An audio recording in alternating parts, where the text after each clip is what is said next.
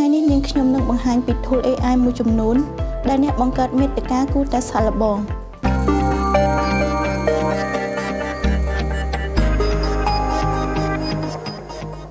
នាពេលបច្ចុប្បន្នការប្រើប្រាស់បញ្ញាសិប្បនិម្មិតសម្រាប់ការធ្វើទីផ្សារតាមរយៈមាតិកា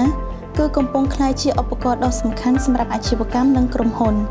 ដោយ AI អាចជួយក្នុងការបង្កើតវិភាគនិងបន្ថែមប្រសិទ្ធភាពនៃការធ្វើមាតិកាប្រកបដោយភាពឆ្លាតវៃនិងសមស្របជាមួយតម្រូវការរបស់អតិថិជន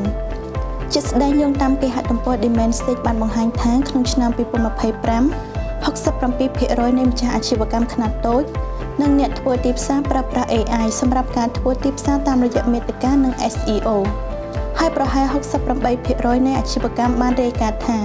ទទួលបានផលចំណេញពីការវិនិយោគលើការធ្វើទីផ្សារតាមរយៈមាតិកាប្រសើរជាងមុនតាមរយៈការប្រើប្រាស់ AI ដូច្នេះថ្ងៃនេះនាងខ្ញុំនឹងបង្ហាញពី tool AI មួយចំនួនដែលអ្នកបង្កើតមាតិកាគួរតែសាកល្បងទី1 Copy AI ជាថ្នាលមួយដែលជួយក្នុងការបង្កើតមាតិកាបែបជាអត្ថបទឬរៀបចំមាតិកាឡើងវិញសម្រាប់ថ្នាលផ្សេងៗជាច្រើនទី2 Canva ជាថ្នាលមួយសម្រាប់បង្កើតមាតិកាក្នុងទម្រង់ជាច្រើនដូចជារូបភាព info វីដេអូនិង logo ជាដើមទី3 InVideo ជាថ្នាលមួយដែលអ្នកប្រើប្រាស់អាចបង្កើតមាតិកាជាវីដេអូបែបខ្លីនិងវែងទី4 Synthesia ជាថ្នាលមួយដែលដំណើរការដោយ AI ដែលអាចបំប្លែងអត្ថបទទៅជាវីដេអូជាមួយតួអង្គអវតារផ្សេងៗគ្នានិងមានជម្រើសភាសានិង background ជាច្រើន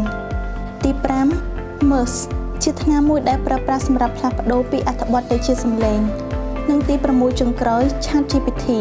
ជាថ្នាលមួយដែលកំពុងពេញនិយមដែលអ្នកធ្វើទីផ្សារអាចប្រើប្រាស់ដើម្បីជាជំនួយសម្រាប់ការផ្ដល់ជាគំនិតនិងការសរសេរមាតិកាជាដើម